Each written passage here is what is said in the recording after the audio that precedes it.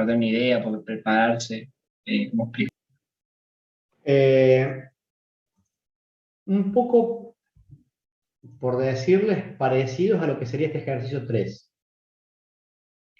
Es una situación teórica en la cual yo tengo agua y sulfuro de carbono y me dice que el agua y el sulfuro de carbono son dos sustancias invisibles entre sí.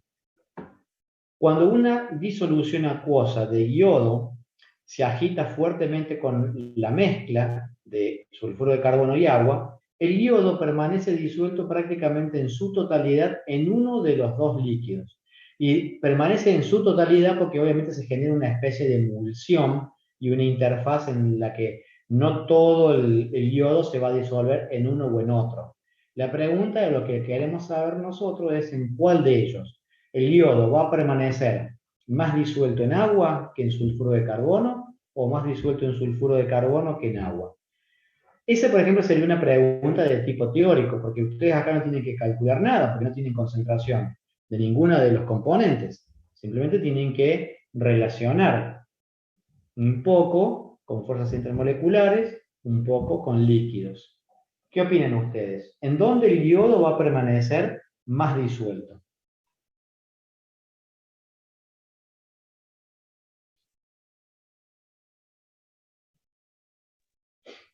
¿Puede ser en sulfuro de carbono? ¿Por qué? Automáticamente ustedes me dan una respuesta y yo les pregunto por qué. Siempre. Porque el agua forma puente hidrógeno y por fuerza intermolecular es más fácil que se disuelva en el sulfuro de azufre y no en el agua. Sulfuro de carbono. Sí, está bien la respuesta. Le falta algo para mi gusto. Lo semejante disuelve lo semejante. Entonces, ¿qué pasa? Si lo semejante disuelve lo semejante, si lo que dijo recién su compañero de que... Hay que fijarse, el agua es polar y hay que fijarse si el sulfuro de carbono es polar o no. Bueno, entonces ahí, ¿qué vamos a hacer? Estructuras del agua y del agua, estructura del agua y del sulfuro de carbono. El agua tiene dos pares no enlazantes en el oxígeno. El sulfuro de carbono es una molécula apolar y no tiene pares libres en su átomo central de carbono, porque son dos doble enlace carbono-azufre, carbono-azufre. Entonces, al ser un compuesto no polar, ahora tengo que ver qué pasa con el yodo. ¿El yodo es un compuesto polar o no polar? Si el yodo es un compuesto polar, va a disolverse mucho mejor en agua que en sulfuro de carbono. Si el yodo es un compuesto apolar, se va a disolver más en el sulfuro de carbono que en el agua. ¿El yodo es un compuesto polar o no polar? No polar, covalente no polar. Es un compuesto con enlaces covalentes no polar. Por lo tanto, lo semejante disuelve lo semejante. El yodo se disuelve en sulfuro de carbono en mayor proporción que en el agua.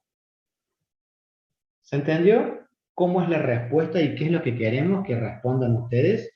O sea, Sí. no me interesa que me digan en cuál, sino el por qué. Si ustedes me dicen el por qué, el tema lo entiendo. ¿Bien? Ese sería un tipo de preguntas. Otro tipo de pregunta, qué sé yo, desde el punto de vista teórico, les digo, porque desde el punto de vista práctico que van a tener problemas. No van a tener otra que resolver problemas. A lo más, los problemas van a tratar de ser de lo más difíciles posibles, no, casi digo algo que no quise decir. No van a ser difíciles, tampoco van a ser tan fáciles, pero van a ser lo más integrales posible. Es decir, mezclar estequiometría con soluciones, con gases, porque si no, tendremos que tomar un problema de cada tipo y se haría interminable el parcial. Y no creo que ustedes tengan ganas de que el parcial dure 4 horas. No tiene sentido. Bien, desde el punto de vista teórico, ¿qué más podemos ver? Vimos mucho acá fuerzas intermoleculares, vimos soluciones, enlaces. tener una serie de compuestos, por ejemplo, tener yodo, agua y sulfuro de carbono, indíquenme geometría molecular, hibridación, estructuras de Lewis, si el compuesto es polar, si no es polar. Después también podremos tener una serie de ordenamientos de distintos elementos en la tabla periódica de un grupo o un periodo, conforme aumente o disminuya alguna propiedad periódica, y explicar por qué ese ordenamiento. ¿Está bien? Algo de nomenclatura, puede ser, que también puede estar mezclado con los ejercicios prácticos, porque se les puede dar el enunciado dándoles el compuesto de manera teórica, y ustedes van a tener que primero formularlo para armar la reacción, para luego armar reactivos, productos, y empezar a despejar y calcular. O sea, con 3 ejercicios, 4 a lo más, el parcial se arma y se puede hacer tranquilamente en un tiempo de 1 hora, hora y media no más. ¿Bien? No sé, ¿les dio más miedo o los tranquilizó un poco lo que les dije? Ese tipo final. Y claro, seguro, ¿sí?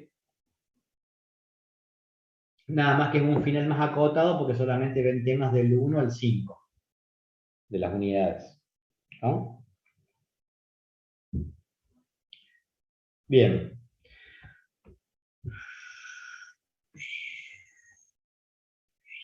¿Cómo andamos de baterías?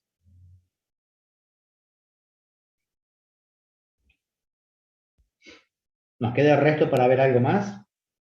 Sí, ¿no? Más o menos, profe. Más o menos. Más o menos.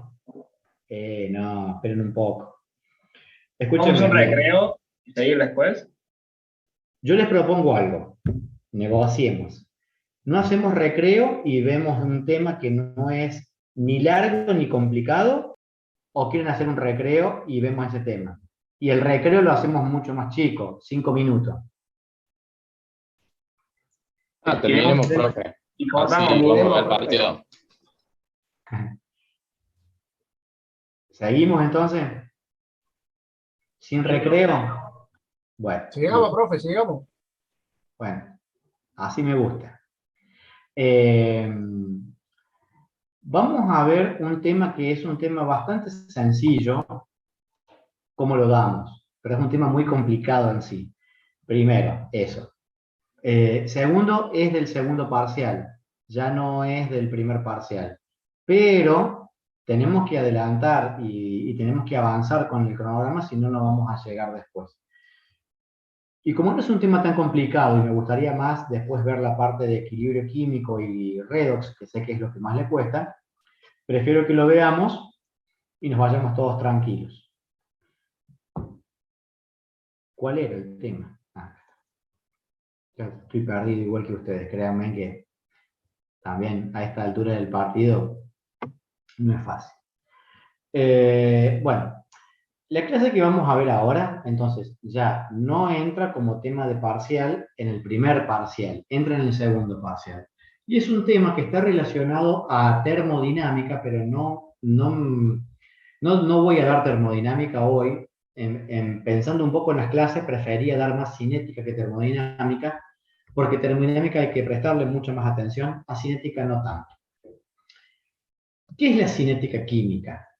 Rápidamente, es el estudio de las velocidades de las reacciones.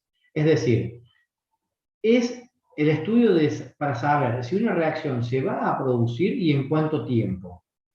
Entonces, ¿a qué velocidad ocurren las reacciones? ¿Cómo varía esa reacción? ¿Cuánto se consume de un reactivo? ¿Cuánto se forma de un producto? Hablando de concentraciones. ¿De qué factores depende la velocidad? Algo muy importante, sí, es la energía de activación. Y algo muy así que lo vamos a ver es la parte de catalizadores, cómo afecta a una determinada reacción química.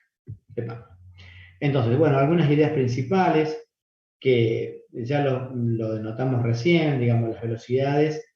Nosotros las vamos a describir matemáticamente por fórmulas. No lo vamos a ver a todo esto de los órdenes de las reacciones, para los que hayan cursado química antes, no vamos a ver reacciones de primer orden, de segundo orden, de orden cero, nada de eso.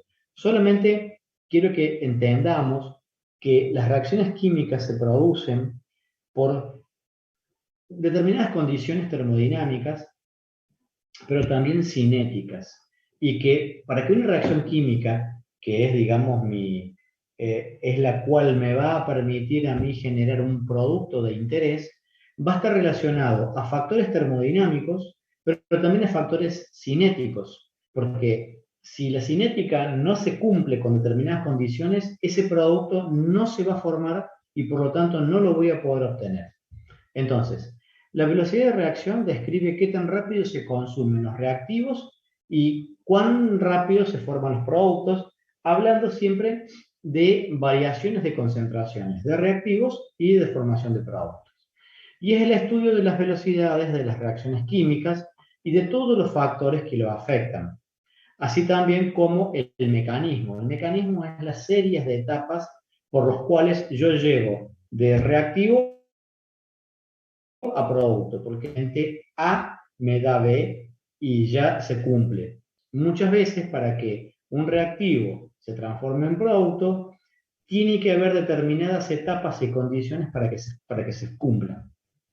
Entonces, la cinética química, a mí lo que me indica es que una reacción va a producirse. ¿Está bien?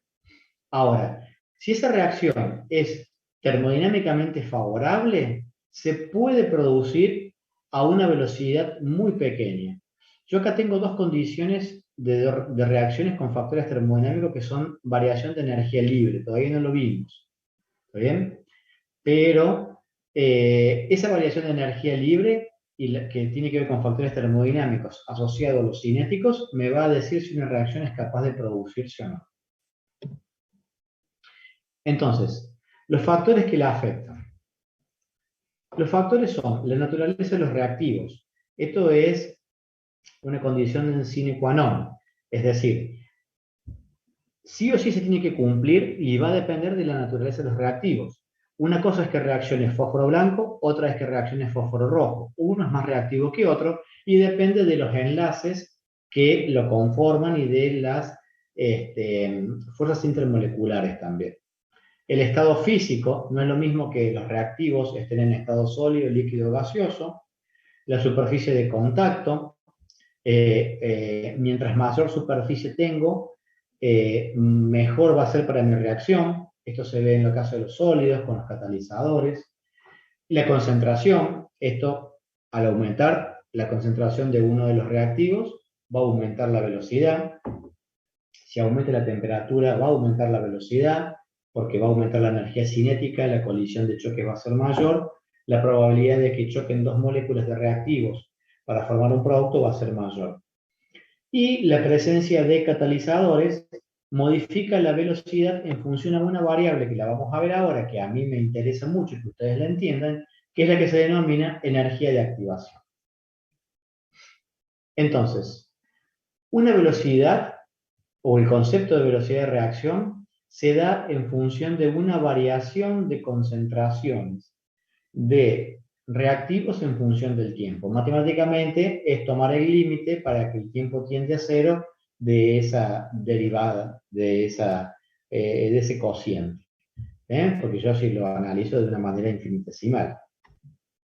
Entonces, si yo lo analizo de una manera infinitesimal, aplicando el concepto de derivada, entonces la disminución de la concentración de reactivos y la formación de productos, aplicando la condición de derivada, voy a obtener la velocidad a la cual se me produce un determinado producto o se me consume un reactivo. La velocidad de reacción la puedo analizar de ambos lados, digamos, de una disminución de reactivo o una formación de producto. Esto depende de la cinética y del orden de reacción, que es lo que yo recién les decía que no vamos a ver, porque es muy complejo y es muy largo. Sí, la ecuación de velocidad, entender que la ecuación de velocidad va a ser una constante de proporcionalidad multiplicado por la concentración de reactivos, teniendo en cuenta la reacción esta A más B que da C más D, elevado a unos coeficientes estequiométricos que yo los llamo, o se llaman en realidad en bibliografía también se ve así, N y M, para denotar que son distintos a y B. A y B, minúsculas, son los coeficientes estequiométricos de los reactivos A y B para formar C y D. Puede coincidir que el exponente de A sea el valor de su coeficiente estequiométrico y el de B también, pero rara vez pasa eso. ¿Qué quiere decir? Que M y N no son los coeficientes, sino que son variables que se determinan experimentalmente. ¿Está bien? Y algo que les aclaro acá es no confundir esta K de constante de la ley de velocidad con la constante de equilibrio químico que vamos a ver a posterior. Bien, son ejemplos de leyes de velocidad. Los coeficientes N y M pueden ser también números fraccionarios. Eso también se da. Y la determinación de la ecuación de velocidad se determina experimentalmente. Y lo que hago yo es colocar en mi reactor experimental, que lo puedo hacer en un laboratorio, mis moléculas de reactivos y empezar a contar el tiempo. Y a medida que va pasando el tiempo, los reactivos se van transformando en productos de acuerdo a mi ecuación de velocidad, hasta un tiempo máximo en donde ya no hay más formación de productos. ¿Cómo puedo saber yo qué producto y en qué concentración se formó? Cada un determinado tiempo, supongamos cada 5 minutos, voy extrayendo muestras de mi recipiente, las inyecto en un equipo de laboratorio llamado cromatógrafo y puedo analizar y determinar la concentración de producto que se va generando, y a partir de modelizaciones puedo ir graficando cómo son las curvas de aumento y de disminución de reactivos y productos, bueno, de productos y reactivos, como lo dije recién, en función del tiempo y de acuerdo al orden de reacción que yo haya supuesto o haya determinado. Entonces, esto es importante, chicos. Hasta ahora vimos factores que afectan la cinética, cómo se da una reacción, cuáles son las leyes de velocidades. Esto es importante porque cuando veamos termodinámica lo vamos a volver a tomar. Y es lo que se llama perfil de una reacción. Termodinámicamente hablando, una reacción puede tener dos perfiles. Puede ser una reacción exotérmica o una reacción endotérmica. En una reacción exotérmica, la energía de los productos es menor a la de los reactivos. En una reacción endotérmica, lo contrario. Para que se produzca una reacción tanto exotérmica o endotérmica, yo necesito vencer una barrera energética llamada energía de activación. Si mis condiciones de proceso no sobrepasan este nivel energético máximo, tanto para una reacción exotérmica como para una reacción endotérmica, la reacción no se va a producir, por más que yo le haga lo que le haga. Entonces, el concepto de la energía de activación es muy importante porque a mí me condiciona si una reacción se produce o no. Obviamente, mientras más grande sea la energía de activación, más difícil voy a poder yo llegar a esa condición y más energía voy a necesitar. Por lo tanto, mi proceso va a ser, digamos, menos probable que se produzca. Entonces, justamente lo que yo necesito siempre encontrar es el valor de la energía de activación, porque es el que me condiciona a mí mi reacción, para que mis reactivos se transformen en los productos deseados. Y después esta diferencia de energía entre reactivos y productos, dependiendo si es exotérmica o endotérmica, se llama entalpía de reacción, que es lo que vamos a ver después en termodinámica como delta H. Lo que me importa es que entiendan el concepto de energía de activación. Entonces, un catalizador lo que hace es justamente modificar la energía de activación. Y el catalizador modifica a la energía de activación, pero sin intervenir en la reacción en sí. Es decir, el catalizador hace que la reacción sea más rápida o más lenta, pero no se descompone, no reacciona con ningún reactivo ni ningún producto. Antiguamente los catalizadores eran, o las reacciones catalizadas eran homogéneas, es decir, yo tenía una reacción líquida en la cual le agregaba unas gotas de ácido que funcionaban como catalizador para poder acelerar mi reacción. El problema que tienen este tipo de reacciones es que al ser homogéneas es difícil separar las fases y separar reactivos de productos. Entonces, muchos no se están utilizando últimamente en todo lo que tenga que ver con la química, que es llamada química verde más que nada, que apunta más a una química más sustentable y ecológicamente mejor que las homogéneas. Y en las heterogéneas, los reactivos y productos y el catalizador se encuentran en distintas fases. Esto es lo que más comúnmente se utiliza ahora. Se utiliza catalizadores tipo ciolíticos, en donde el catalizador es parecido como a una piedra pómez o una esponja, en la cual en sus intersticios ingresan las moléculas de reactivo, reaccionan para formar el producto. ¿Bien? Acá yo les coloqué esto como importante. ¿Por qué? Porque, primero, tienen que entender qué es un catalizador. Es una sustancia que aumenta la velocidad de reacción química sin consumirse a sí mismo. Yo acá le voy a agregar algo, y es que en realidad varía la velocidad de una reacción química. ¿Por qué? Porque, por ejemplo, el tubo de caños de escape de los vehículos es un catalizador que en realidad lo que hace es impedir que se formen ciertas reacciones o retardar ciertas reacciones químicas para no eliminar determinados tipos de contaminantes como óxidos de nitrógeno, óxidos de azufre.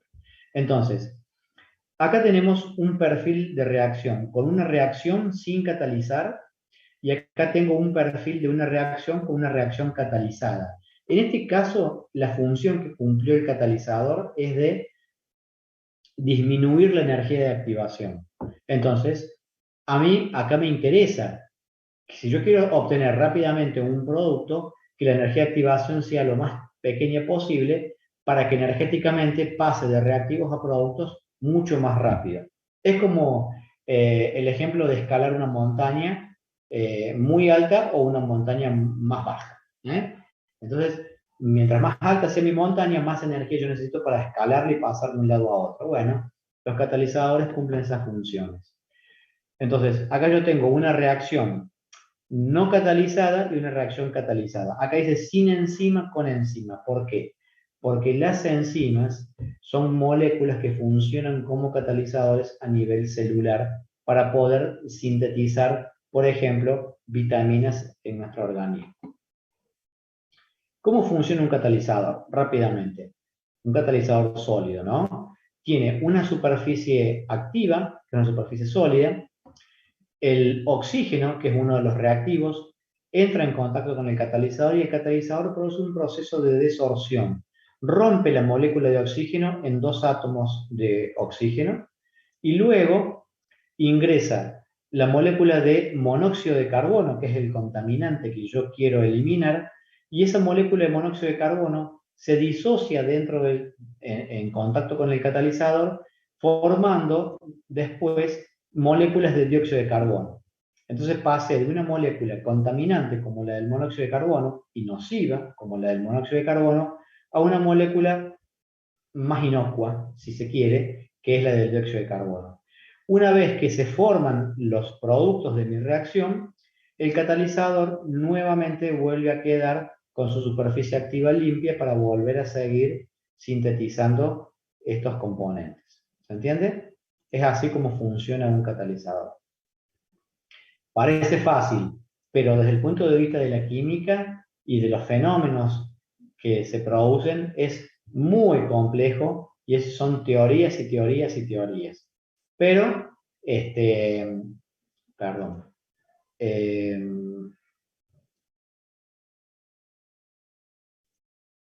no sé por qué puse en pausa la presentación. Este, hay mucho para estudiar de todo esto. Ahí está. Mucho para estudiar, que no es el caso de nuestro curso, digamos, ¿no? Lo dejo más para los que les interesa la química. Aplicaciones en los caños de escape de los autos. Se utiliza una especie de estructura cerámica tipo panal de abeja, en la cual, yo acá lo estoy viendo en escala de nanómetros, ¿no? A estas estructuras, estos pequeños tubos microscópicos que por acá ingresan las moléculas de mi contaminante, óxido de nitrógeno, óxido de azufre, y el catalizador tiene toda una matriz de cerámica con sitios activos, como los que veíamos recién acá, sitios activos en los cuales yo tengo, por ejemplo, elementos como oro, como platino, como paladio, que sirven para poder llevar a cabo las reacciones químicas deseadas y degradar esos hidrocarburos en compuestos más inocuos. El rodio también se utiliza. O sea, la fabricación de los catalizadores a veces cuesta bastante. Y bueno, acá es un ejemplo más de cómo funciona un convertidor catalítico. ¿Ven? Hay muchos videos, mucha información dando vuelta que la pueden buscar si les interesa para poder ampliar el concepto. ¿Está bien? Bueno.